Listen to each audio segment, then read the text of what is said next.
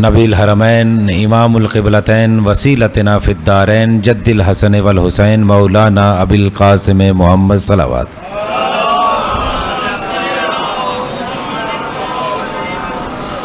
وعلی اطرتہ الطیبین الطاہرین المعصومین المظلومین الذین اذھب اللہ عنکم الرجس وطہرہم تطہیرا صلوات.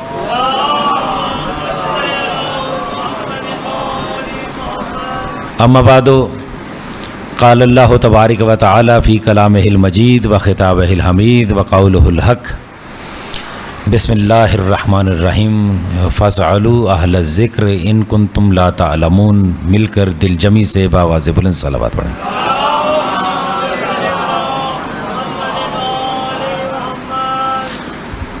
عزیزان گرامی،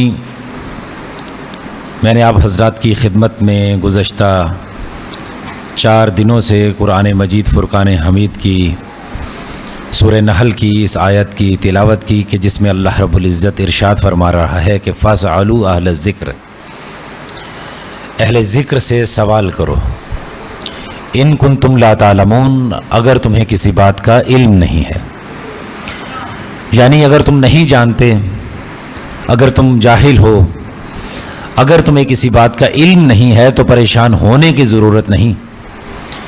کیا کام کرو؟ اہل ذکر سے سوال کرو. اور یاد رکھیے کہ میں نے کل بھی آپ کی خدمت میں عرض کیا کہ اس آیت کی اگر تفسیر ہے تو وہ آیت کے مطابق ہی جملے ہیں. اللہ نے فرمایا کہ فاسألوا اہل الذکر ان کنتم لا تعلمون، کہ اہل ذکر سے سوال کرو اگر تم نہیں جانتے. اور رسول اللہ نے اس کے مقابلے میں ایک حدیث ارشاد فرما دی، اور اہل علم اور علم کی تشنگی رکھنے والوں کے لیے ان کی پیاس کو دور کرنے کے لیے رسول اللہ نے فرما دیا کہ انا مدینۃ العلم و علی بابھا، کہ میں علم کا شہر ہوں اور علی اس کا دروازہ ہے. یاد رکھیے کہ قرآن مجید میں بہت سی ایسی سورہ ہیں، بہت سی ایسی آیتیں ہیں جو جناب امیر کی شان میں نازل ہوئی ہیں. آپ جانتے ہیں کہ صرف آیتیں ہی جناب امیر کی شان میں نازل نہیں ہوئی، بہت سی سورہ ایسی ہیں جیسے سورہ حل عطا، جسے سورہ انسان بھی کہا جاتا ہے، یہ بھی جناب امیر کی شان میں نازل ہوئی ہے. اور یاد رکھیے کہ اہل سنت کے بہت بڑے عالم دین ہیں کہ جن کا نام ہے علامہ فخر الدین رازی. انہوں نے اپنی تفسیر میں لکھا کہ امیر المومنین کے لیے قرآن مجید میں 360 ایسی آیتیں ہیں جو نازل ہوئی ہیں. اور ہمارے مکتب کے بہت بڑے عالم ہیں جن کا نام ہے علامہ طبرسی، انہوں نے تو پوری کتاب لکھ دی کہ 500 آیہ فی فضائل علی بن ابی طالب. یہ قرآن مجید میں علی بن ابی طالب کے لیے 500 ایسی آیتیں ہیں جو نازل ہوئی ہیں. اور ہمارے بعض علماء ایسے بھی گزرے ہیں کہ جنہوں نے لکھا کہ جناب امیر کے لیے قرآن مجید میں 1000 ایسی آیتیں ہیں جو نازل ہوئی ہیں. تو یہ جناب امیر کا مقام ہے کہ قرآن مجید میں آپ کے لیے اتنی آیتیں نازل ہوئیں. اور اب دوسری طرف آ جائیے، چاہے وہ مکتب اہل سنت ہو، چاہے وہ مکتب تشیع ہو، چاہے وہ مکتب اہل سنت کی حدیث کی کتابیں ہیں، چاہے وہ مکتب تشیع کی حدیث کی کتابیں ہیں، سب کتابوں کے اندر جناب امیر سے متعلق بہت سی ایسی حدیثیں ہیں جو بیان رسول اللہ نے فرمائی ہیں. یعنی اللہ نے علی کے لیے قرآن کی آیتیں ارشاد فرمائی ہیں اور رسول اللہ نے علی کے لیے بولیے گا حدیثیں ارشاد فرمائی ہیں. لیکن جب میں نے ان آیات کا مطالعہ کیا، جب ان حدیثوں کا مطالعہ کیا، تو میں اس ایک نتیجے پر پہنچا کہ جہاں پر بھی علی کی فضیلت کو بیان کیا وہاں پر لوگوں نے مخمل میں ٹاٹ کا پیوند لگانے کی کوشش کی. یعنی جہاں پر بھی علی کی فضیلت نظر آئی وہاں پر چھینا جھپٹی شروع کر دی گئی. مثلا اگر رسول اللہ نے ارشاد فرمایا کہ انا مدینۃ العلم و علی بابھا، کہ میں علم کا شہر ہوں اور علی اس کا دروازہ ہے، دنیا نے اس حدیث کو اس وقت تک قبول نہیں کیا جب تک کہ انہوں نے اس شہر کی کھڑکی نہ لگا دی اور جب تک انہوں نے اس شہر کی چھت نہ بنا دی. حالانکہ رسول اللہ نے تمثیل کے طور پر پیش کیا تھا کہ میں علم کا شہر ہوں اور علی اس کا دروازہ ہے.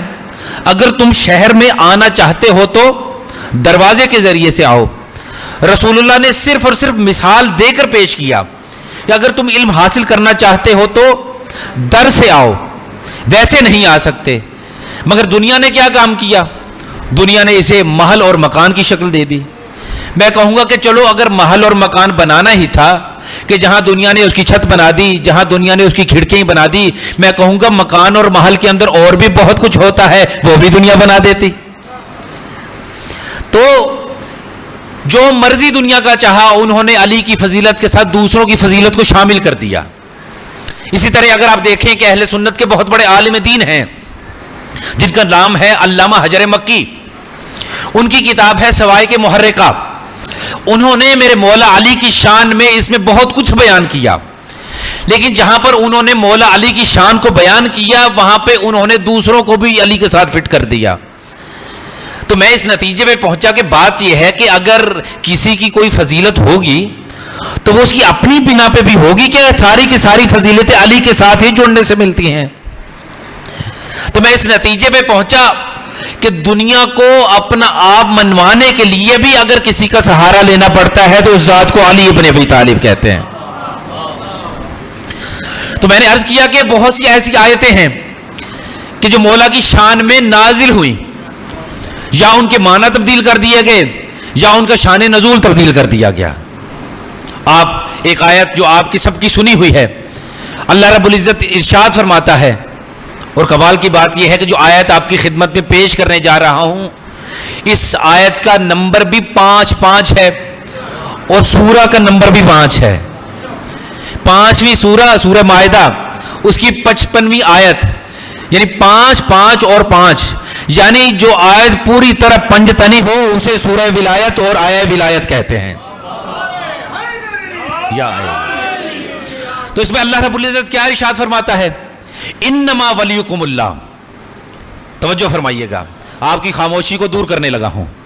میں نے کہا کہ اللہ ارشاد فرماتا ہے کہ انما ولیکم اللہ ورسولہ والذین آمنوا الذین یقیمون الصلاۃ ویؤتون الزکاۃ وہم راکعون, کہ بس اللہ تمہارا ولی ہے اور اللہ کا رسول تمہارا ولی ہے اور وہ علی تمہارا ولی ہے جو نماز بھی پڑھتا ہے اور حالت رکوع میں زکوٰۃ بھی دیتا ہے.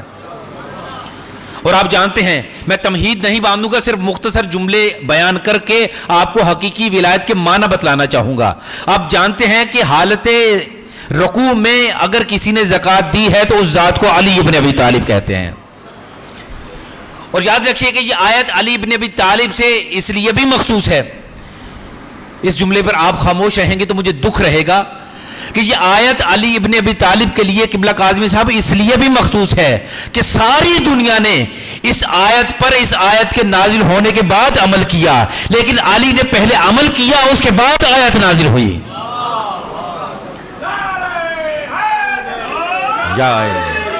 اب جانتے ہیں کہ ساری امت نے نماز تب پڑھی جب اللہ کی جانب سے نماز پڑھنے کا حکم نازل ہوا.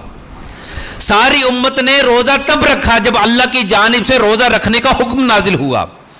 ساری امت نے حج تب کیا جب اللہ کی جانب سے حج ادا کرنے کا حکم نازل ہوا. ساری امت نے خمس و زکوٰۃ تب دی جب اللہ کی جانب سے خمس و زکوٰۃ دینے کا حکم نازل ہوا. مگر علی کے لیے اللہ نے آیت نازل نہیں کی کہ علی آپ حالت رکوع میں زکوٰۃ دے دیں. جب علی نے حالت رکوع میں زکوٰۃ دی تب اللہ نے حکم نازل کیا کہ وہ لوگ بھی ہیں کہ جو حالت رکوع میں زکوٰۃ دیتے ہیں اور رکوع بھی کرتے ہیں.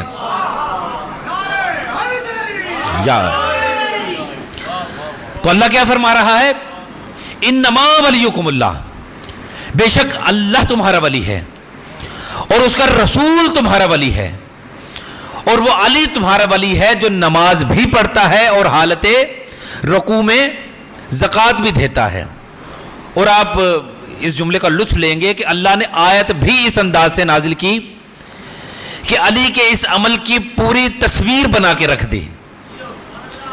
گویا علی نے حالت رکوع میں زکوٰۃ دی, لیکن اللہ نے علی کے اس زکوٰۃ دینے کے منظر کو قرآن میں پوری طرح منظر کشی کر کے بیان کر دیا. یعنی وہ علی بھی اللہ کا ولی ہے جو نماز بھی پڑھتا ہے اور حالت رکوع میں زکوٰۃ بھی دیتا ہے. پوری منظر کشی کر کے بتا دیا. جانتے ہیں کیوں؟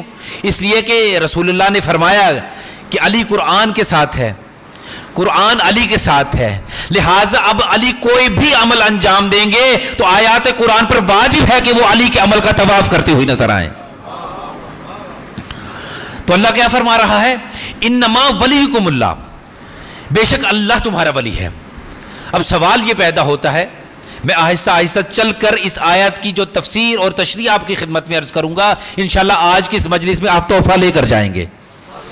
اللہ نے فرمایا کہ انما ولیکم اللہ. اب آپ اس جملے کو سمجھتے چلے جائیے گا، بات آگے کی طرف بڑھے گی. انما ولیکم اللہ، بے شک اللہ تمہارا ولی ہے. اب سوال یہ پیدا ہوتا ہے کہ ولی کسے کہتے ہیں؟ یاد رکھیے کہ ولی سرپرست کو کہتے ہیں، ولی حاکم کو کہتے ہیں، ولی اسے کہتے ہیں جو اولا بالتصرف ہو، ولی اسے کہتے ہیں جو جانوں سے قریب ہو، اسے ولی کہا جاتا ہے. اور اللہ قرآن میں کیا ارشاد فرماتا ہے؟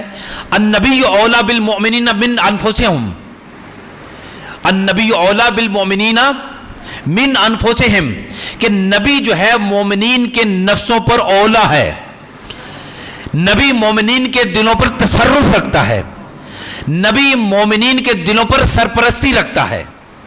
یہ اس آیت کا ترجمہ ہے.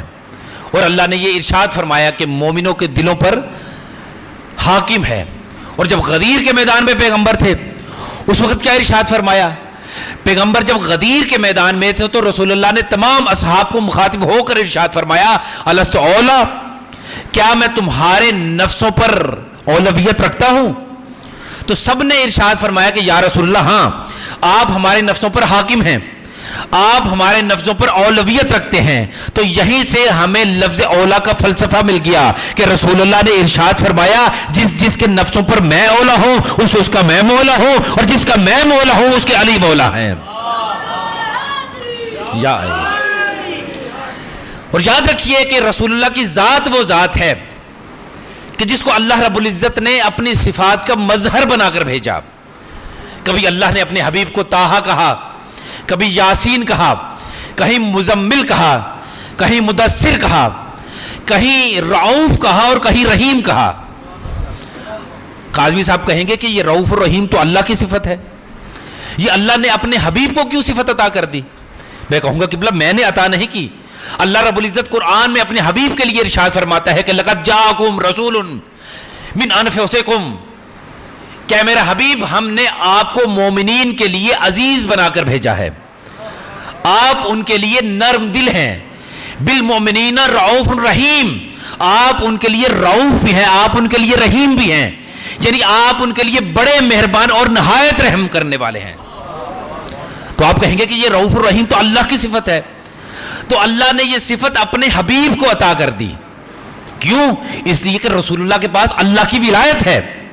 اللہ نے اپنے حبیب کو چونکہ صفت ولایت عطا کر دی، اور اللہ کے پاس جو صفتیں تھی اللہ نے اپنے حبیب کو عطا کرتے ہوئے کہا کہ میرا حبیب میں چونکہ رعوف بھی ہوں، میں چونکہ رحیم بھی ہوں، اس لیے میں نے تجھے اپنی صفت رعوف بھی عطا کر دی، میں نے تجھے اپنی صفت رحیم بھی عطا کر دی. اب جب رسول اللہ کو اللہ نے اپنی صفت رحیم عطا کر دی تو اس کا مطلب یہ ہوا کہ دو رحیم ہیں، ایک اللہ بھی رحیم ہے، دوسرے رسول اللہ بھی رحیم ہے. اب جب اللہ نے اپنے حبیب کو صفت رحیم عطا کر دی تو رسول اللہ کی صفت رحیمیت کا مظہر بن گئے. گفتگو مشکل تو نہیں ہے.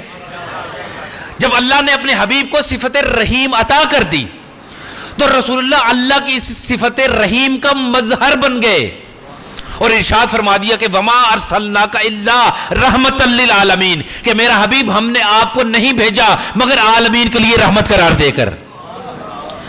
معلوم ہوا کہ رسول اللہ کی صفت رحیم کا مظہر ہے. رسول اللہ کا رحیم ہونا اللہ کی صفت رحیمیت کے مظہر ہونے کو ثابت کرتا ہے. لیکن ہم دنیا کا کیا کریں؟ جب ہم دنیا کو یہ بتلاتے ہیں کہ امیر المومنین علی بن ابی طالب اللہ کی صفات کا مظہر ہیں، تو دنیا ہم پر الزام لگانا شروع کر دیتی ہے کہ تم شرک کر رہے ہو۔ گویا کہ اللہ رب العزت نے علی کی صفات میں شک کرنے والوں کو بتا دیا کہ جس طرح رسول اللہ کا اللہ کی صفت رحیمیت کا مظہر ہونے سے اللہ کی توحید میں کوئی بھی شک نہیں آتا، اسی طرح اگر علی اللہ کی تمام صفات کا مظہر بن جائے تو اللہ کی توحید پر کوئی بھی فرق نہیں آئے گا۔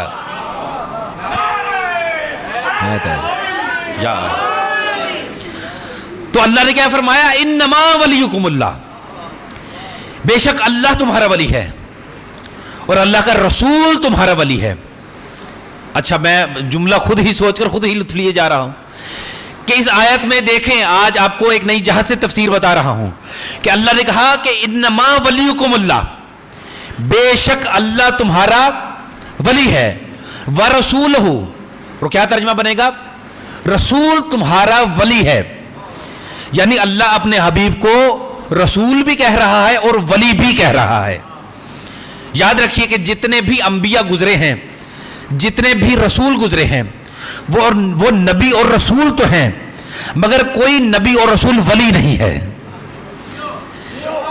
توجہ کیجئے گا، جتنے بھی انبیاء گزرے ہیں، جتنے بھی رسول گزرے ہیں، وہ انبیاء اور رسول تو ہیں مگر ولی نہیں ہیں، اور جتنے بھی ولی گزرے ہیں وہ اللہ کے اولیاء تو ہیں، اللہ کے ولی تو ہیں، مگر کوئی ولی اللہ کا رسول بھی نہیں اور نہ ہی نبی ہے۔ مگر یہ رسول اللہ کی ذات واحد ذات ہے کہ اللہ نے انہیں یہ عظمت عطا فرمائی کہ یہ اللہ کا حبیب اللہ کا نبی بھی ہے، اللہ کا رسول بھی ہے اور اللہ کا ولی بھی ہے۔ معلوم یہ ہوا کہ رسول اللہ کا ظاہر رسالت ہے اور رسول اللہ کا جو باطن ہے وہ ولایت ہے۔ اللہ اکبر۔ رسول اللہ کا جو ظاہر ہے وہ رسالت ہے، رسول اللہ کا جو باطن ہے وہ ولایت ہے۔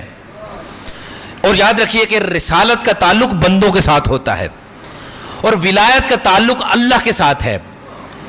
رسالت رسول اور ولایت رسول، ان دونوں چیزوں کو سمجھیے گا۔ ولایت رسول اللہ حجاب رسالت میں ہے، جملہ سمجھ رہے ہیں؟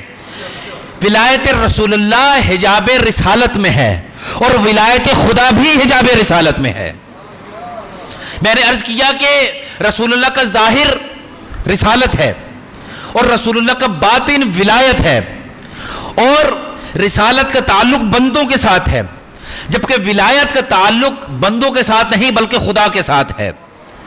رسول اللہ کا ظاہری وجود بندوں کے لیے تھا، مگر رسول اللہ کا جو باطنی وجود تھا وہ بندوں کے لیے نہیں بلکہ خدا کی طرف سے آیا تھا۔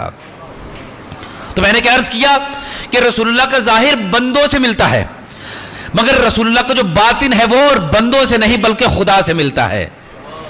اور یاد رکھیے کہ رسالت کا کام بندوں تک احکام الہیہ کو پہنچانا ہوتا ہے، جبکہ ولایت کا کام بندوں تک احکام الہیہ کو پہنچانا نہیں ہوتا بلکہ صفات الہیہ کا مظہر ہو کر دنیا کو خدا کی پہچان کروانا ہوتا ہے۔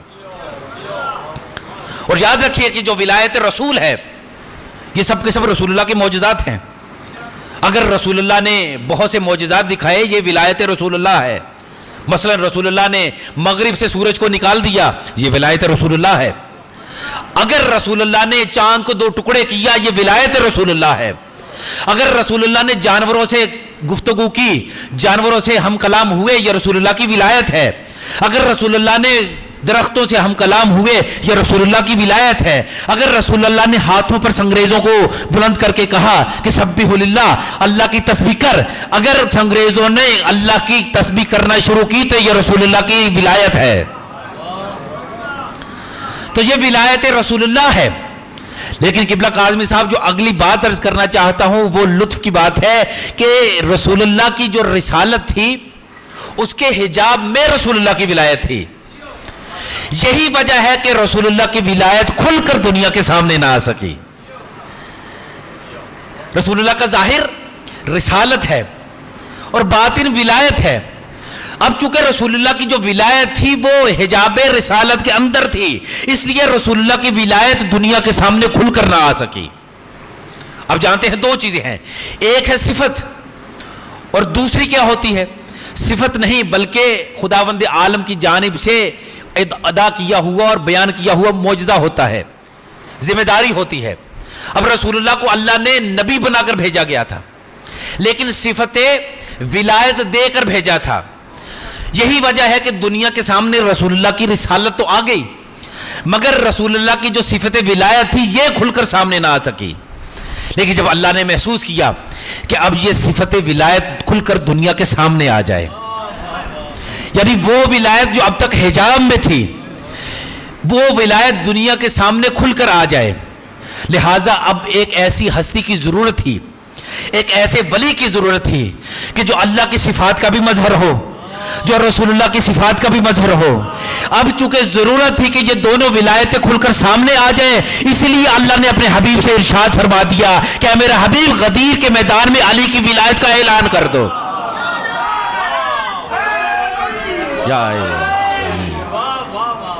چونکہ جب غدیر میں امیر المومنین کی ولایت کا جب اعلان ہونا تھا، اب جانتے ہیں کہ رسول اللہ حجۃ الوداع کر کے واپس آ رہے تھے.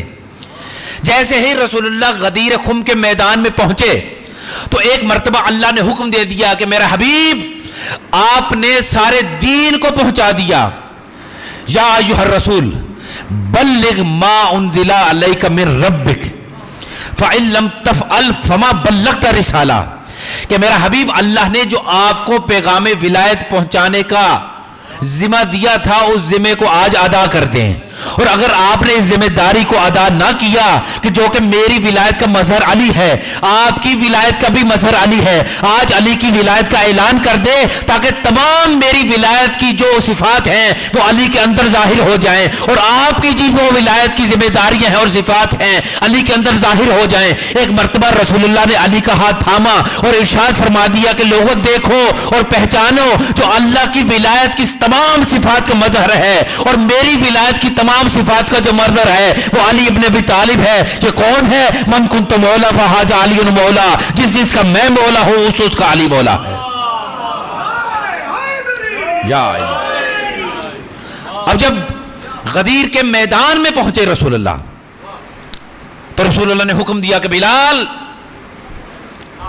جو آگے گزر گئے ہیں ان کو پیچھے بلاؤ، جو پیچھے رہ گئے ہیں ان کا انتظار کرو تاکہ وہ پہنچ جائیں.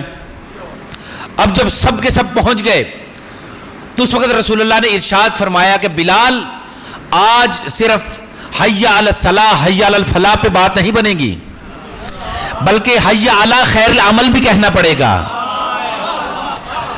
چنانچہ جناب حضرت بلال نے کیا کہا؟ حی علی الصلاح حی علی الفلاح، کہ نماز کی طرف بھی آؤ، کامیابی کی طرف بھی آؤ، لیکن آج تمہیں رسول اللہ ایک خیر عمل بتانا چاہتے ہو، اس کو بھی قبول کرو. چنانچہ جب سب کے سب آ کر غدیر میں جمع ہو گئے، رسول اللہ نے ارشاد فرمایا کہ ممبر بنایا جائے. اصحاب رسول نے کہا کہ یا رسول اللہ ممبر تو موجود ہی نہیں، ممبر تو ہم مدینے میں چھوڑ آئے، اگر آپ ہمیں حکم دیتے تو ہم ممبر کو ساتھ لے آتے. رسول اللہ نے فرمایا کہ چلو کوئی بات نہیں. شاید رسول اللہ نے یہ سوال اس لیے کیا تاکہ دنیا کو پتہ چل جائے کہ جو 2 مہینے پہلے ممبر بنانا نہیں جانتے تھے وہ 2 مہینے بعد صاحب ممبر کیسے بنا بیٹھے. چنانچہ رسول اللہ نے ارشاد فرمایا کہ اونٹوں کے پالانوں کو اتارا جائے. اونٹوں کے پالانوں کو اتارا گیا. پہلے رسول اللہ خود اس ممبر پر سوار ہوئے، اس کے بعد علی کو اپنے پاس بلوایا. جب امیر المومنین آئے رسول اللہ نے خطبہ حجۃ الوداع دیا اور خطبہ غدیر دیا. خطبہ غدیر دینے کے بعد علی کے ہاتھ کو تھاما اور ارشاد فرما دیا کہ من کنت مولا فہذا علی مولا، کہ جس کا میں مولا ہوں اس کا علی مولا ہے. تو میں نے کیا عرض کیا کہ امیر المومنین کے پاس 2 ولایتیں ہیں، ایک اللہ کی ولایت ہے، دوسری رسول اللہ کی ولایت ہے. اور ولایت کے معنی یہ ہرگز نہیں ہے کہ پتہ نہیں ولایت کیا چیز ہے جو اللہ نے عطا کی. نہیں، ولایت کا مطلب یہ ہے کہ جتنی بھی صفات خدا تھیں اللہ نے ان سب صفات کا مظہر علی ابن ابی طالب کو قرار دے دیا. یہ ولایت کے معنی ہے. اور رسول اللہ کے پاس جتنی بھی صفات تھیں رسول اللہ نے وہ اپنی ولایت کی شکل میں علی ابن ابی طالب کو عطا کر دی. اب ذات علی ایک ہے مگر علی ابن ابی طالب 2 ولایتوں کا مظہر کامل ہے. اللہ کی ولایت کا بھی مظہر کامل ہے اور رسول اللہ کی ولایت کا بھی علی مظہر کامل ہے. آپ کہیں گے کہ یہ کیا ماجرا ہے؟ علی بن ابی طالب اللہ کی ولایت کا کیسے مظہر کامل ہے؟ علی رسول اللہ کی ولایت کا کیسے مظہر کامل ہے؟ یاد رکھیے کہ علی کی ولایت اللہ کی ولایت ہے. چونکہ علی کے پاس اللہ کی ولایت ہے اس لیے ولایت خدا کے حامل ہونے کے ناطے علی علی ولی اللہ ہیں. آج کلمے کے مفہوم کو سمجھے. ہمارا کلمہ کیا ہے؟ لا الہ الا اللہ محمد الرسول اللہ علی ولی اللہ. اس معنی کو سمجھانا چاہ رہا ہوں کہ علی ولی اللہ کیسے ہے. چونکہ علی کے پاس اللہ کی تمام صفات کا مظہر ہونے کی حیثیت ہے اس لیے علی علی ولی اللہ ہیں. چونکہ علی کے پاس اللہ کی تمام صفات ہیں اور اللہ نے علی کو اپنی تمام صفات کا مظہر بنایا ہے اس لیے علی علی ولی اللہ ہیں. تو آپ نے سوال کیا کہ علی کیسے اللہ کی صفتیں ولی اللہ ہونے کا مظہر ہیں؟ تو علی کے پاس اللہ کی تمام صفات ہیں, اللہ کی ولایت ہے. علی کے پاس چونکہ اللہ کی ولایت ہے اس لیے علی علی ولی اللہ ہیں. اور علی کے پاس صرف اللہ کی ولایت ہی نہیں ہے بلکہ علی کے پاس رسول اللہ کی بھی ولایت ہے. چونکہ علی کے پاس رسول اللہ کی ولایت ہے, ولایت رسول اللہ کے حامل ہونے کے ناطے علی وصی رسول اللہ ہیں. تو ذات علی ایک ہے مگر اس کے اندر دونوں ولایتیں ہیں. اللہ کی بھی ولایت علی کی ولایت میں ہے, رسول اللہ کی ولایت بھی علی کی ولایت میں ہے. گویا کہ علی ابن ابی طالب کی ولایت توحید کا بھی قوت بازو ہے اور ولایت رسول اللہ کا بھی قوت بازو ہے. یہی وجہ ہے کہ چونکہ علی کے پاس اللہ کی بھی ولایت ہے, رسول اللہ کی بھی ولایت ہے, تو علی توحید کا بھی قوت بازو ہے اور علی رسالت کا بھی قوت بازو ہے. چونکہ علی توحید کا قوت بازو ہے, اگر توحید پر اگر کوئی مشکل آئی تو رسول اللہ کے اس وسیع علی نے اللہ کی توحید کو بچایا. تو جب اللہ کی توحید کو بچایا تو علی نفس اللہ کہلائے, اور جب شب ہجرت رسول اللہ کی رسالت کو بچایا تو نفس رسول اللہ کہلائے.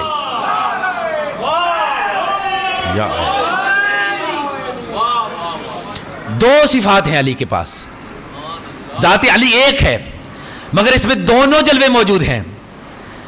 جلوہ کبریائی کے جلوے کا نام اور آئینے کا نام بھی ولایت علی بن ابی طالب ہے, اور جلوہ مصطفیٰ کے آئینے کا نام بھی ولایت علی بن ابی طالب ہے. اور یاد رکھیے کہ لفظ علی کے معنی ہوتے ہیں بلند. چلے اتفاق سے یہ جملہ آ گیا, آپ کی خدمت میں عرض کر دوں. علی کے معنی ہوتے ہیں بلند. عربی کے دو مصدر ہیں, ایک ہے علو اور دوسرا ہے دنو. علو کے معنی ہوتے ہیں علی اور اعلیٰ جس کے معنی ہوتے ہیں بلند. اس کے مقابلے میں ہے دنو جس کے معنی ہوتے ہیں پستی. تو علو سے نکلتا ہے علی اور اعلیٰ جس کے معنی ہوتے ہیں بلند. اور جہاں میرا مولا علی تشریف لایا اسے کیا کہتے ہیں؟ کعبہ. عربی زبان میں کعبے کا لفظ نکلتا ہے کعب سے جس کے معنی ہوتے ہیں بلند. علی کے معنی بلند, کعبے کے معنی بلند. اور جہاں میرا مولا علی تشریف فرما ہے اسے کیا کہتے ہیں؟ نجف. عربی زبان میں ٹیلے کی بلندی کو نجف کہتے ہیں. علی کے معنی بلند, کعبے کے معنی بلند, نجف کے معنی بلند. یعنی علی اس آفتاب کا نام ہے جو بلندیوں سے ابھرا, بلندیوں میں چمکا اور بلندیوں میں غروب ہو گیا. تو میں نے عرض کیا کہ علی کے معنی ہوتے ہیں بلند. اور یاد رکھیے کہ علی صرف نام علی نہیں ہے, علی اسم اللہ ہے. اور علی ایسا اسم خدا ہے کہ جس میں تمام مظاہر فطرت اور تمام مظاہر قدرت ظاہر ہوتے ہیں. آپ کہیں گے کیا دلیل ہے کہ علی اسم اللہ ہے؟ میں کہوں گا قرآن پڑھیے. قرآن میں اللہ رب العزت ارشاد فرماتا ہے کہ وَلِلَّهِ الْأَسْمَاءُ الْحُسْنَى, کہ تمام اچھے اچھے نام اللہ کے لیے ہیں. کہ وَلِلَّهِ الْأَسْمَاءُ الْحُسْنَى, کہ اللہ کے اچھے اچھے نام ہیں. فَادْعُوهُ بِهَا, اللہ کے اچھے اچھے نام ہیں, تم اللہ کے ان اچھے اچھے ناموں سے اللہ کو پکارو. آپ کہیں گے کہ اللہ کے وہ اچھے اچھے نام کون سے ہیں کہ جن ناموں سے اللہ کو پکارنے کا حکم دیا گیا ہے؟ میں کہوں گا مجھ سے نہ پوچھیے، اپنے امام سے پوچھیے، اس لیے کہ جب ایک شخص امام کی خدمت میں حاضر ہوا، اس نے کہا کہ مولا یہ جو اللہ قرآن میں ارشاد فرما رہا ہے کہ وَلِلَّهِ الْأَسْمَاءُ الْحُسْنَى فَادْعُوهُ بِهَا، کہ اللہ کے بڑے اچھے اچھے نام ہیں، تم اللہ کے ان اچھے اچھے ناموں سے اللہ کو پکارو، مولا وہ اللہ کے اچھے اچھے نام کون سے ہیں؟ تو امام نے ارشاد فرمایا کہ میں بتاتا ہوں، اور میں آپ کو کتاب کا حوالہ دیے چلا دیتا ہوں۔ یاد رکھیے کہ کتاب کا نام ہے کتاب کافی، اس کی پہلی جلد ہے، اس کے اندر کتاب نوادر موجود ہے کہ جب امام سے آ کے ایک شخص نے پوچھا کہ مولا یہ جو اللہ قرآن میں ارشاد فرما رہا ہے کہ وَلِلَّهِ الْأَسْمَاءُ الْحُسْنَى، کہ اللہ کے اچھے اچھے نام ہیں، ان اچھے اچھے ناموں سے اللہ کو پکارو، مولا وہ اللہ کے اچھے اچھے نام کون سے ہیں؟ تو امام نے ارشاد فرمایا کہ نحن اسماء الحسنى، کہ وہ اللہ کے اچھے اچھے نام کہ جن ناموں سے اللہ کو پکارنے کا حکم دیا گیا ہے، وہ نام ہم محمد و آل محمد ہیں۔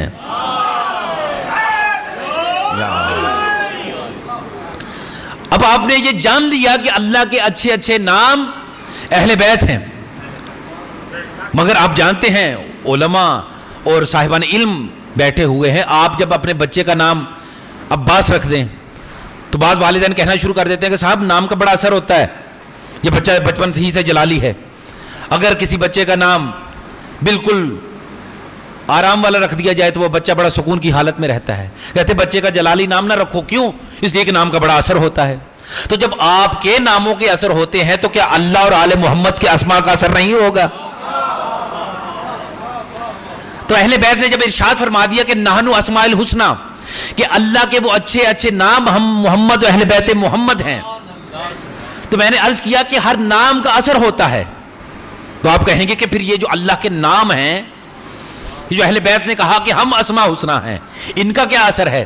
تو میں کہوں گا جائیے مفاتیح الجنان یہاں موجود ہوگی قبلہ کی لائبریری میں، وہاں جائیے کھولیے، اس میں موجود ہے کہ خود اہل بیت ارشاد فرماتے ہیں کہ اللہم انی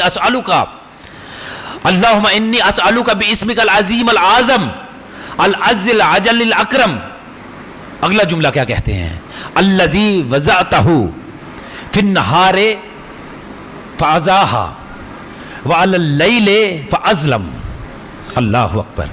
فرمایا کہ بارالہ تجھے تیرے اسماء الحسنہ کا واسطہ، جن میں سے وہ ایک نام کے جسے اگر دن پر رکھا جائے تو وہ روشن ہو جاتا ہے، جسے اگر رات پر رکھا جائے تو وہ تاریک ہو جاتی ہے۔ میں آپ ہی سے سوال کروں گا کہ آپ اللہ کے ایک نام کو لکھیے اور دن شروع ہونے سے پہلے اسے لکھ کر باہر رکھ دیجئے، تو کیا دن روشن ہو جائے گا؟ اگر رات میں اس نام کو رکھیں تو کیا رات روشن ہو جائے گی؟ کیا دن میں اگر ایک رات والا نام لکھ کر رکھ دیں تو کیا رات ہو جائے گی؟ تو اس سے کیا مراد ہے؟ وہ کون سا نام ہے کہ جسے اگر دن پر رکھا جائے تو وہ روشن ہو جاتا ہے، جسے اگر رات پر رکھا جائے تو وہ تاریک ہو جاتی ہے؟ تو خود امیر المومنین نے ارشاد فرمایا کہ نحن اللیالی و نحن الایام، کہ وہ نام کے جن سے دن ہوتا ہے اور جن سے رات ہوتی ہے، وہ نام ہم محمد و اہل بیت کے محمد کے ہیں، جنہیں اگر دن پر رکھا جائے تو وہ روشن ہو جاتے ہیں، جنہیں اگر رات پر رکھا جائے تو وہ تاریک ہو جاتی ہے۔ اللہ اکبر۔ جنہیں اگر دن پر رکھا جائے تو وہ روشن ہو جاتے ہیں اور رات پر رکھا جائے تو وہ تاریک ہو جاتی ہے۔ اور یاد رکھیں کہ یہ پوری کائنات کا جو نظام ہے یہ اسماء خدا کی وجہ سے چل رہا ہے، اور اہل بیت ارشاد فرماتے ہیں کہ وہ اسماء ہم محمد و اہل بیت محمد ہیں، لیکن یاد رکھیے کہ وہ ایک ذات کے جس کے اندر تمام صفات خدا اور اسماء خدا سمٹ کر آ جاتے ہیں، اس ذات کو علی ابن ابی طالب کہتے ہیں۔ گفتگو مشکل تو نہیں آپ حضرات کے لیے؟ وہ ذات کے جس میں تمام کے تمام اسماء الہی سمٹ کر آ جاتے ہیں، اس ذات کو علی ابن ابی طالب کہتے ہیں۔ اسی لیے جناب امیر ارشاد فرماتے ہیں کہ من رعانی فقد رعا الحق، کہ جس نے مجھے علی ابن ابی طالب کو دیکھ لیا اس نے حق کو دیکھ لیا۔ آپ کہیں گے کہ علی ابن ابی طالب کو دیکھنا حق کو دیکھنا کیسا ہو گیا؟ یاد رکھیے کہ اللہ رب العزت کی ذات کے اندر جتنے بھی جلوے تھے اگر وہ بشریت کے لبادے میں آئیں تو اس ذات کو علی ابن ابی طالب کہتے ہیں۔ اور اسی لیے ارشاد فرما دیا ان کے لیے کہ لا یشرک، اللہ اکبر، کہ علی ابن ابی طالب کی ذات میں شرک نہ کرنا، اللہ اکبر، کہ علی کی ذات میں شرک نہ کرنا۔ آپ کہیں گے کہ شرک تو اللہ کی ذات میں ہوتا ہے، یہ علی کی ذات میں شرک کہاں سے آ گیا؟ تو یاد رکھیے کہ علی کے پاس اللہ کی ولایت ہے، اللہ نے جو فرمایا کہ انما ولیکم اللہ و رسولہ والذین آمنوا الذین یقیمون الصلاۃ ویؤتون الزکاۃ وہم راکعون، کہ اللہ تمہارا ولی ہے، رسول اللہ تمہارے ولی ہیں، اور وہ علی تمہارا ولی ہے جو نماز پڑھتا ہے اور حالت رکوع میں زکوٰۃ دیتا ہے۔ میں نے بتایا کہ علی کے پاس تمام صفات الہیہ موجود ہیں، علی تمام صفات الہیہ کا مظہر ہے، رسول اللہ کی جتنی بھی صفات ہیں علی ان کا بھی مظہر ہے، چونکہ علی کے پاس اللہ کی بھی ولایت ہے، علی کے پاس چونکہ رسول اللہ کی بھی ولایت ہے، چونکہ یہ دو ولایتیں جناب امیر کے پاس ہیں، اس لیے اللہ نے فرمایا کہ اگر کوئی علی کی ولایت میں کسی کو شریک قرار دے گا اس کا مطلب ہے کہ وہ مجھ اللہ کی توحید میں بھی شریک قرار کسی کو دے گا۔ اور اسی لیے امیر المومنین کی اگر آپ زیارت نامہ پڑھیں تو مولا کی جو بہت سی زیارات ہیں ان میں سے ایک زیارت کے اندر یہاں تک یہ جملہ موجود ہے کہ ان ھذا الحرم حرمک اللہ، کہ یا امیر المومنین آپ پر سلام کہ آپ کا حرم اللہ کا حرم ہے۔ یعنی جناب امیر کی ذات وہ ذات ہے کہ جن کی ولایت اللہ کی ولایت ہے، جن کا حرم اللہ کا حرم ہے۔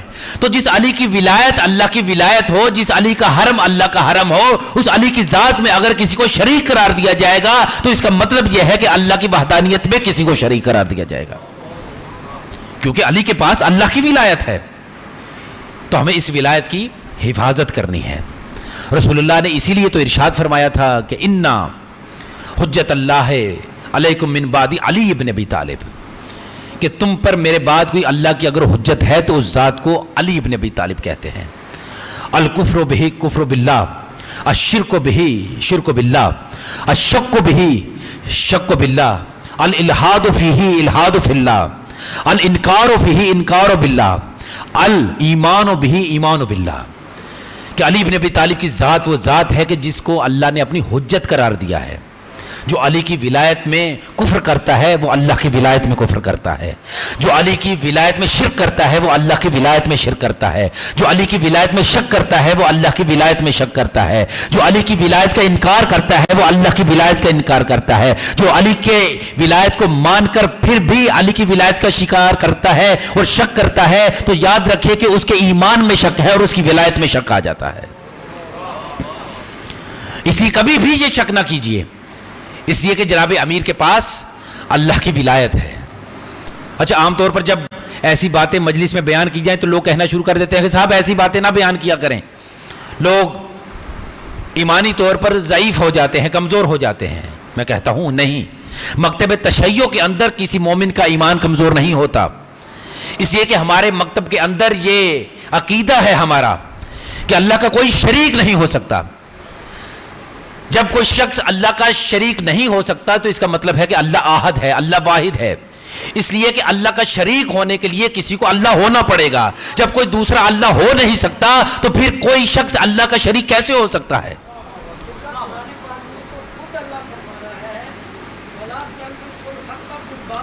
بالکل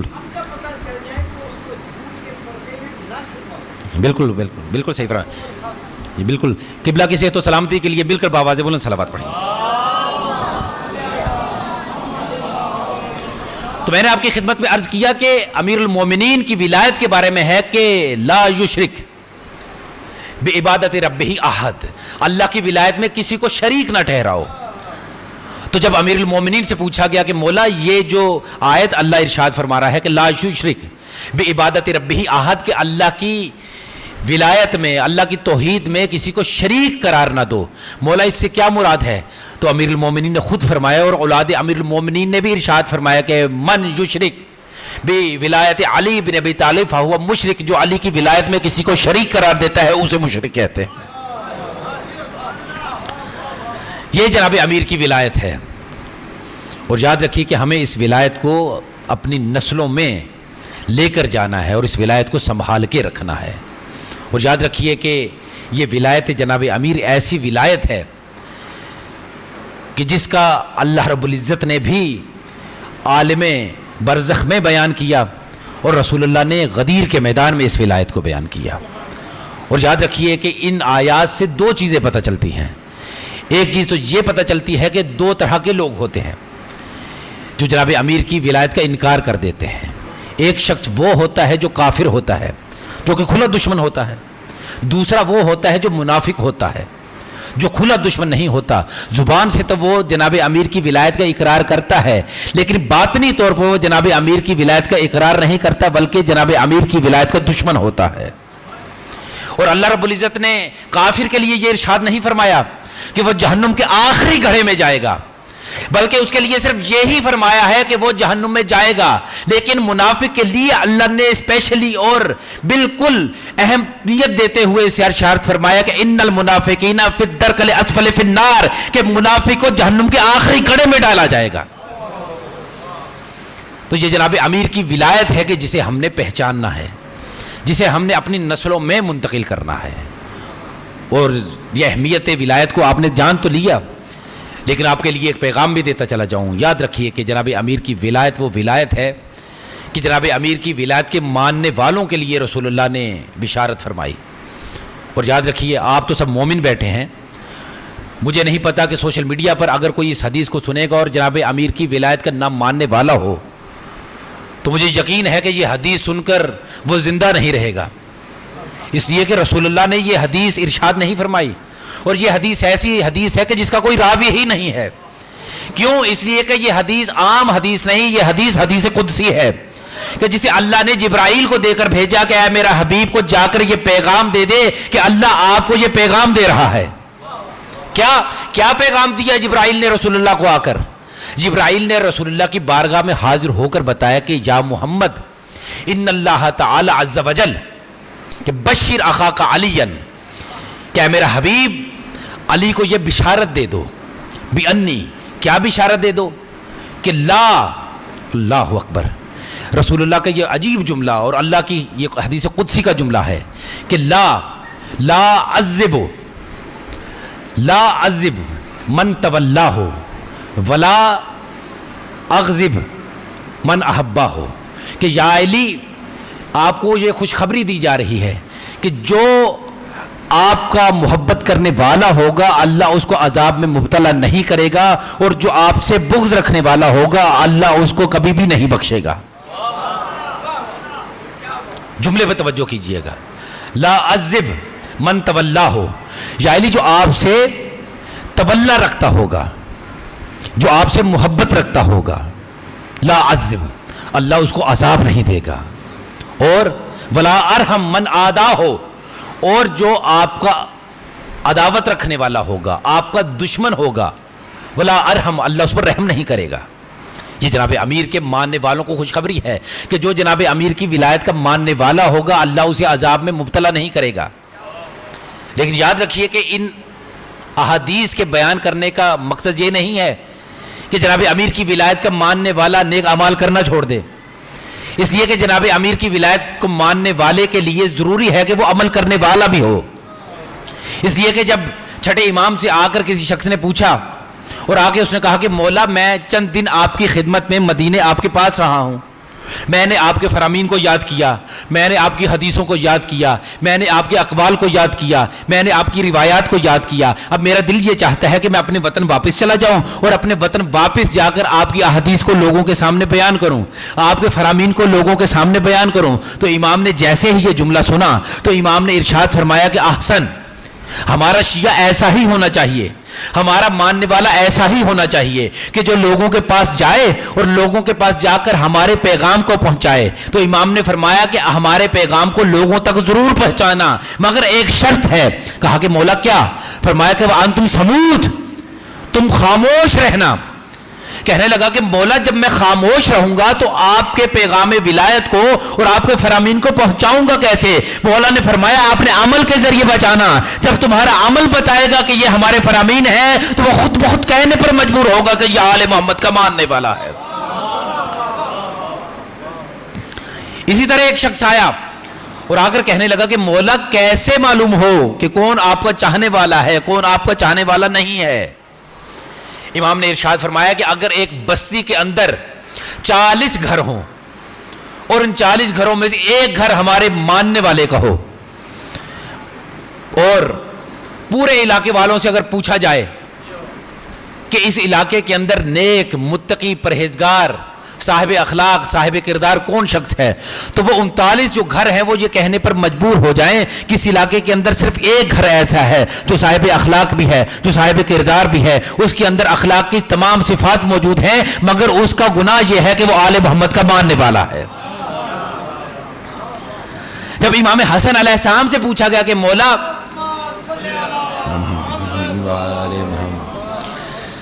جب امام سے پوچھا گیا کہ مولا کیسے معلوم ہو کہ ہم آپ سے محبت کرتے ہیں یا ہم آپ سے محبت نہیں کرنے والے، امام نے فرمایا کہ جو بھی ہمارے اوامر و نواہی پر عمل کرتا ہوگا، جتنا وہ عمل کرتا ہوگا اتنا بھی ہم سے محبت کرنے والا ہوگا، یعنی جتنا وہ ہمارے احکام پر عمل کرتا ہوگا، جتنا وہ ان چیزوں سے دور ہوتا ہوگا جن چیزوں کو ہم نے منع فرمایا ہے، وہ ہم سے اتنی ہی محبت کرتا ہوگا۔ اور ہمارے 8ویں امام نے تو یہاں تک ارشاد فرما دیا کہ جو ہم سے محبت رکھتا ہوگا ہم 7 مقامات پر اس کی شفاعت کریں گے، عند الاحتضار، عند الموت، عند القبر، عند الحشر، عند المیزان، عند الصراط و عند الحساب۔ امام نے فرمایا کہ جو ہم سے محبت رکھتا ہوگا، جو ہماری ولایت رکھتا ہوگا، ہم 7 مقامات پر اس کی شفاعت کریں گے۔ فرمایا مولا وہ کون سے 7 مقامات ہیں؟ فرمایا عند الاحتضار، یعنی جب روح نکل رہی ہوگی اس وقت بھی ہم اس کی آ کر شفاعت کریں گے۔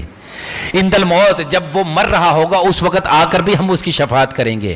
عند القبر، جب وہ قبر میں لٹایا جا رہا ہوگا اس وقت بھی ہم اس کی شفاعت کریں گے۔ عند الحشر، جب حشر میں لے کے اسے جایا جائے گا اس وقت بھی ہم اس کی شفاعت کریں گے۔ عند الحساب، جب اس کا حساب و کتاب کیا جا رہا ہوگا ہم اس وقت بھی اس کی شفاعت کریں گے۔ عند المیزان، جب حساب کتاب کا میزان لگایا جائے گا اس وقت بھی ہم اس کی شفاعت کریں گے، اور جب پل صراط پر سے گزر رہا ہوگا اس وقت بھی ہم اس کی شفاعت کریں گے۔ اب اس نے پوچھا کہ مولا کہ آپ کی شفاعت ہر ایک کو نصیب ہوگی؟ یہ 7 مقامات جو آپ نے بتائے کہ ان 7 مقامات پر آپ اپنے چاہنے والے کی شفاعت کریں گے، کہ ان 7 مقامات پر آپ اپنے ہر چاہنے والے کی شفاعت کریں گے، اور کتنی شفاعت کریں گے؟ کیا آپ کی شفاعت کا، کیا آپ کی ولایت کا کوئی پیمانہ بھی ہے کہ آپ کس کی کتنی شفاعت کریں گے؟ تو امام نے یہی ارشاد فرمایا کہ جو ہمارے احکامات پر جتنا زیادہ عمل کرتا ہوگا وہ ہماری شفاعت کا اتنا ہی حقدار ہوگا۔ تو ولایت اہل بیت گناہوں کو انجام دینے کا کوئی اجازت نامہ نہیں ہے کہ چونکہ ولایت اہل بیت ہمارے پاس ہے اس لیے ہم گناہ کرتے چلے جائیں، لیکن چونکہ اہل بیت کا ماننے والا ہے اس لیے ہر ایک نے اپنا حساب و کتاب خود دینا ہے، اس لیے ہمیں جناب امیر کی ولایت کے ماننے والے سے محبت رکھنی ہے، اس کا خیال رکھنا ہے۔ رہی نماز روزے کی بات کہ اگر وہ انجام نہیں دیتا تو ہر ایک نے اپنی قبر میں جانا ہے، اپنی قبر میں جا کے ہر ایک نے حساب کتاب دینا ہے۔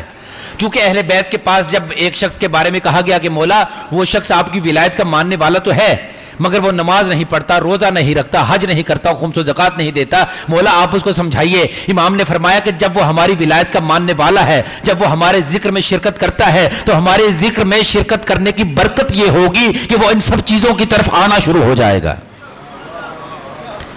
تو وہ شخص کہ جس کا تعلق ولایت علی سے ہے ہی نہیں، اس کا تو کوئی عمل قبول ہی نہیں ہے، لیکن چونکہ ہم جناب امیر کی ولایت کے ماننے والے ہیں ہمارا تو ہر عمل قبول ہے، اور صرف قبول ہی نہیں ہے بلکہ ارشاد فرما دیا کہ من جاء بالحسنۃ فلہ عشر امثالھا، کہ جو ایک عمل انجام دے گا اس کو اللہ رب العزت 10 نیکیاں عطا فرما دے گا۔ تو اگر ہمارا عمل کوئی کم بھی ہوگا تو ہمارے عمل کو خداوند عالم 10 سے ضرب دے دے گا، اور مومن کو اللہ رب العزت عزت روز قیامت عطا کر دے گا۔ اسی لیے اہل بیت کے ماننے والے سے محبت کرنے کا حکم دیا گیا ہے۔ فرمایا کہ احبب، محبوب آل محمد، کہ جو اہل بیت سے محبت کرتا ہے تم بھی ان سے محبت کرو۔ وَإِن كَانَ عَاصِيًا فَاسِقًا، چاہے وہ گناہ گار ہو چاہے وہ فاسق ہو، چونکہ وہ ہم اہل بیت سے محبت رکھتا ہے اس لیے تم ان سے محبت کرو۔ ہماری محبت کا اثر یہ ہوگا کہ وہ بھی نیک اعمال کرنا شروع کر دے گا۔ پھر کیا فرمایا؟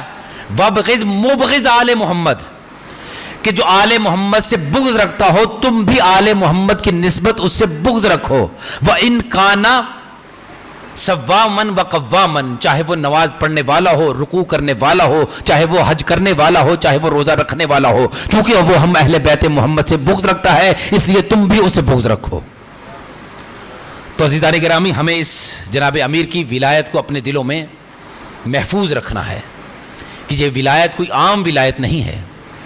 یہ ولایت وہ ولایت ہے کہ جس ولایت کی بنا پر اللہ رب العزت نے انبیاء کو بھی درجے عطا کر دیے تھے. اور روز قیامت ہمیں بھی اللہ رب العزت جب جنت الفردوس میں اعلیٰ مقام عطا کرے گا تو یہی جناب امیر کی ولایت ہوگی. وگرنہ جنت جانا کوئی خاص بات نہیں. جو جناب امیر کی ولایت کا ماننے والا ہوگا وہ جنت میں جائے گا. لیکن یاد رکھیے کہ جب اہل بیت کا ماننے والا جنت میں جائے گا، جو جنت میں بھی مختلف درجات ہیں. اگر آپ کو کوئی شخص اپنے گھر مہمان کے طور پر بلا لے، آپ اس کے گھر میں جائیں، لیکن صاحب خانہ میزبان آپ سے ملاقات نہ کرے، تو مجھے سوچ کر بتائیے کہ آپ پر کیا بیتے گی. آپ کے سامنے جتنی مرضی وہ زرق برق چیزیں کھانے کے لیے رکھ دے، آپ کو قطعاً اچھا نہیں لگے گا. کیوں؟ اس لیے کہ جس نے آپ کو دعوت میں بلوایا وہ تو آیا ہی نہیں. تو یاد رکھیے اہل بیت جنت کے میزبان ہیں. اگر ہمارے پاس ایسے اعمال نہیں ہوں گے کہ ہم اہل بیت کو منہ دکھا پائیں تو جنت میں ہمیں اہل بیت کی زیارت نہیں ہوگی. ہم جنت میں رہتے ہوئے بھی جب اہل بیت کی زیارت نہیں کر پائیں گے تو یہی مقام ہمارے لیے جہنم سے اور دوزخ سے کم نہیں ہوگا. تو میری دعا ہے کہ خداوند متعال ہمیں محمد و اہل بیت محمد کی ولایت پر قائم رہنا اور اس ولایت کے احکام پر عمل کرنے کی توفیق نصیب فرمائے. اور یاد رکھیے کہ روایات کے اندر یہ جملے موجود ہیں کہ 5 ایسی ہستیاں تاریخ میں گزری ہیں جو بہت زیادہ روئی ہیں، جنہوں نے بہت زیادہ آنسو بہائے ہیں. روایت کے اندر ذکر ہے کہ وہ سب سے پہلی ہستی، وہ سب سے پہلی شخصیت کے جس نے سب سے زیادہ گریہ کیا وہ حضرت آدم علیہ السلام تھے، کہ جو جنت کے فراق میں اتنا روتے تھے، اتنا روتے تھے، اتنا روتے تھے کہ ان کے رخساروں پر نہریں بن گئیں. اتنا زیادہ گریہ کیا کرتے تھے کہ ان کے رخساروں پر نہروں کے نشان بن گئے. اور دوسری ہستی جو سب سے زیادہ روئی، اس ہستی کا نام حضرت یعقوب ہے، جو یوسف کے فراق میں اتنا زیادہ روئے، اتنا زیادہ روئے، اتنے زیادہ روئے کہ ان کی آنکھیں سفید ہو گئیں. اور تیسری وہ ہستی جو اتنا زیادہ روئے، اتنا زیادہ روئے کہ جن کا نام حضرت یوسف ہے، جو زندان میں اتنا زیادہ روتے تھے، قید خانے میں اتنا زیادہ روتے تھے کہ قید خانے کے قیدیوں کو بھی یہ کہنا پڑا کہ اے بادشاہ یا تو یوسف کا قید خانہ تبدیل کر دے یا ہمارا قید خانہ تبدیل کر دے، اس لیے کہ یوسف کا رونا ہم سے برداشت نہیں ہوتا. اور چوتھی سب سے زیادہ رونے والی ہستی کون ہے؟ وہ ہستی رسول کی بیٹی ہے جس کی عمر 18 سال تھی. اس کی کمر جھکی ہوئی تھی اور اس کی 18 سال کی عمر میں بال سفید ہو گئے تھے. اور پانچویں سب سے زیادہ رونے والی ہستی کا نام سید الساجدین امام زین العابدین ہے، کہ جن کی دادی کے بال 18 سال کی عمر میں سفید ہو گئے تھے اور ان کے بال 22 سال کی عمر میں سفید ہو گئے تھے. اجرکم اللہ. بس عزیزانو، روایات یہ بتاتی ہے کہ امیر المومنین کے اس بیٹے امام سجاد کے ایک صحابی ہیں کہ جن کا نام ہے منہال. منہال حج کرنے کی غرض سے مکے آئے ہوئے تھے. جب ان کا حج مکمل ہوا اور یہ مدینے رسول اللہ کی بارگاہ میں حاضر ہوئے تو انہوں نے سوچا کہ میں امام زین العابدین کی بارگاہ میں بھی حاضری دیتا چلوں. اب جب یہ امام کی بارگاہ میں حاضر ہونے کے لیے آیا تو دیکھا کہ امام سجاد گریہ کر رہے ہیں، امام کی آنکھوں سے آنسو بہہ رہے ہیں. اب ایک مرتبہ منہال نے امام کی جانب دیکھا، کہنے لگا کہ مولا اور کتنا گریہ کریں گے، اور کتنے آنکھوں سے آنسو بہائیں گے. امام نے جب یہ جملہ سنا تو امام نے جانتے ہیں کیا فرمایا؟ امام نے ارشاد فرمایا کہ اے منہال، تو نے انصاف سے کام نہیں لیا. کہا مولا وہ کیوں؟ کہا کہ تو مجھے یہ بتا کہ یوسف یعقوب کے بیٹے تھے، تاریخ بتاتی ہے کہ یعقوب یوسف کے فراق میں اتنا زیادہ روئے، اتنا زیادہ روئے، اتنا زیادہ روئے کہ ان کی آنکھیں سفید ہو گئیں. کہا کہ مولا بالکل ایسا ہی ہے. کہا کہ تو مجھے یہ بتا کہ یوسف زندہ تھے یا مر گئے تھے؟ کہا کہ زندہ تھے. کہا کہ پھر بھی یعقوب یوسف کے غم میں اتنا زیادہ روئے، اتنا زیادہ روئے، اتنا زیادہ روئے کہ ان کی آنکھیں سفید ہو گئیں، جبکہ کربلا کے میدان میں میرے 18 یوسف میری آنکھوں کے سامنے ذبح کیے گئے، اور تو کہتا ہے کہ میں گریہ نہ کروں. ایک مرتبہ ہاتھ جوڑ کر امام کے قدموں پر رکھ دیا اور کہنے لگا کہ مولا سر کٹانا تو آپ کے خاندان کی میراث ہے۔ امام نے جب یہ جملہ سنا تو امام نے سینے پر ماتم کرنا شروع کر دیا، ماتم کر کے کہنے لگے کہ اے منحال تو نے پھر انصاف سے کام نہیں لیا، تو نے میری رگوں کو کاٹ کر رکھ دیا۔ یاد رکھ سر کٹانا تو ہمارے خاندان کی میراث ہے، لیکن ماں اور بہنوں کو ننگے سر بازار لے جانا یہ تو ہمارے خاندان کی میراث نہیں ہے۔ اجرم علی اللہ، اللہ آپ کی آوازوں پر رحمت نازل کرے۔ بس عزیزارو، تاریخ سے بتاتی ہے کہ امام کا ایک صحابی امام کی بارگاہ میں حاضر ہوا، اسے بتایا گیا کہ امام گھر میں تشریف فرما ہیں۔ وہ امام کی بارگاہ میں حاضر ہوا، اس نے دیکھا کہ امام کے سامنے وضو کے لیے پانی رکھا ہوا ہے اور امام کی آنکھوں سے آنسو بہ رہے ہیں۔ کہا مولا آپ وضو کیوں نہیں کر رہے؟ آپ کی آنکھوں سے آنسو بہ رہے ہیں۔ کہا جب بھی میں پانی کو دیکھتا ہوں مجھے میرا بابا حسین یاد آ جاتا ہے۔ ایک اور صحابی امام کی بارگاہ میں حاضر ہوا، امام سے جب ملاقات کرنے کے لیے حاضر ہوا نا عزیزارو، تو انہیں بتایا گیا کہ امام اپنے باغ میں سیر و سیاحت کے لیے گئے ہوئے ہیں۔ وہ جب یہ جملہ سنتا ہے تو بڑا خوش ہو گیا، کہنے لگا کہ چلو امام باغ میں سیر و سیاحت کے لیے گئے ہوئے ہیں، ایک مرتبہ امام کا دل تبدیل ہو جائے گا، امام کا تھوڑا غم کم ہو جائے گا۔ عزیزارو جب وہ باغ کے اندر گیا نا تو اس نے عجیب منظر دیکھا کہ باغ کے اندر ایک ندی تھی، ندی کے اندر پانی بہ رہا تھا، امام ندی کے کنارے بیٹھے ہوئے تھے اور پانی کو دیکھتے ہوئے گریہ کر رہے تھے اور روتے ہوئے ماتم کر رہے تھے اور ماتم کرتے ہوئے یہ جملہ کہہ رہے تھے او میرے بابا حسین کہ جسے 3 دن کے پیاس کے عالم میں شہید کر دیا گیا۔ اجرکم علی اللہ۔ بس عزیزارو آخری جملے کہنے لگا ہوں۔ ایران میں ایک کتاب چھپی ہے کہ جس کا نام ہے گریز ہائے مداحی، جس کے لکھنے والے ہیں مہین دوست، وہ اس کتاب کے لکھنے والے ہیں۔ وہ اس کتاب کے اندر ایک روایت بیان کرتے ہیں، وہ کہتے ہیں کہ امام سجاد جب بھی مدینے کی گلیوں سے گزرتے نا تو جتنے بھی مدینے کے قصائی تھے امام کے گزرتے ہوئے وہ اپنے کشتوں پر پردہ ڈال دیا کرتے تھے، وہ اپنے کشتوں پر کپڑا ڈال دیا کرتے تھے کہ تاکہ امام کی ان کشتوں پر نظر نہ پڑ جائے۔ لیکن عزیزارو تاریخ بتاتی ہے کہ ایک قصائی جو اپنے کام میں مصروف تھا وہ اپنے کشتوں پر اس وقت پردہ ڈالنا بھول گیا، وہ اپنے کشتوں پر اس وقت کپڑا ڈالنا بھول گیا۔ اتفاق سے امام سجاد جب گھر سے باہر نکلے اور امام کی نظر اس کشتے پر پڑ گئی، اس قربانی کے جانور پر پڑ گئی۔ جیسے ہی امام نے اس قربانی کے جانور کو دیکھا نا کہ وہ ذبح ہوا پڑا ہے، ایک مرتبہ میرے مولا نے سینے پر ماتم کرنا شروع کر دیا، امام نے چہرے پر تماچے مارنے شروع کر دیے، سر پر ہاتھ مارنے شروع کر دیے۔ ایک مرتبہ جب اس نے امام کو اس حالت میں دیکھا تو ہاتھ جوڑ کر مولا سے کہنے لگا کہ مولا مجھے معاف کر دیں، میں اپنے کام میں مصروف تھا، میں اپنے کشتے پر کپڑا ڈالنا بھول گیا۔ ایک مرتبہ امام نے اپنی آنکھوں پر سے آنسوؤں کو صاف کیا، صاف کر کے امام نے کہا کہ تو میرے چند سوالات کا جواب دے، میں تجھ سے چند سوال پوچھنا چاہتا ہوں۔ کہنے لگا کہ مولا پوچھئے۔ امام نے کہا کہ جب تو اپنے اس جانور کو ذبح کر رہا تھا تو کیا تو نے اسے ذبح کرنے سے پہلے اسے پانی پلایا تھا؟ اللہ اکبر۔ کہا کہ کیا تو نے اسے ذبح کرتے وقت اسے پانی پلایا تھا؟ کہنے لگا کہ اے فرزند رسول، جانور کو ذبح کرنے سے پہلے اسے پانی پلانا تو آپ کے جد رسول اللہ کی سنت ہے، ہم جب بھی جانور کو ذبح کرتے ہیں اسے پانی ضرور پلاتے ہیں۔ امام نے کہا کہ پھر میرے دوسرے سوال کا جواب دے۔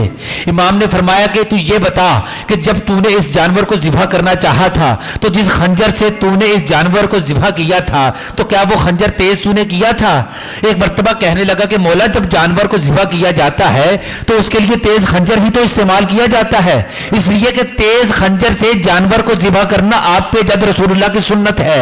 ایک مرتبہ امام نے ارشاد فرمایا کہ اچھا جب تو نے اس جانور کو ذبح کرنا چاہا تو کیا تو نے اس جانور کو سب جانوروں کے سامنے ذبح کیا تھا یا دوسرے جانوروں سے چھپا کر ذبح کیا تھا؟ کہنے لگا کہ اے فرزند رسول، دوسرے جانوروں سے چھپا کر ذبح کرنا یہ بھی آپ کے جد رسول اللہ کی سنت ہے۔ جیسے ہی امام نے 3 جملوں کو سنا نا تو ایک مرتبہ کربلا کی جانب رخ کر کے میرے امام نے سینے پر ماتم کرنا شروع کر دیا، کہا کہ میرے نانا رسول اللہ اور میرے بابا حسین جب مسلمان جانور کو ذبح کرتے ہیں تو اسے پانی بھی بھی لاتے ہیں، اس کے لیے خنجر کو تیز بھی کرتے ہیں اور دوسرے جانوروں سے چھپا کر بھی اسے ذبح کرتے ہیں۔ اور میرے مظلوم بابا حسین، جب آپ کو ذبح کیا گیا تو آپ 3 دن کی پیاس کی حالت میں تھے، آپ کو جس خنجر سے ذبح کیا گیا وہ خنجر بھی کن تھا، جب آپ کو ذبح کیا گیا تو کسی سے چھپا کر نہ کیا گیا، آپ کی بہن آپ سے 70 قدم کے فاصلے پر تھی اور آپ کو ذبح کیا جا رہا تھا، جو یہ کلمہ کہہ رہی تھی، او مسلمانوں حسین کو ذبح نہ کرو، یہ تمہارے رسول کا نواسا ہے، یہ 3 دن کا پیاسا ہے۔ الا لعنت اللہ علی القوم الظالمین وسیعلم الذین ظلموا ای منقلب ینقلبون۔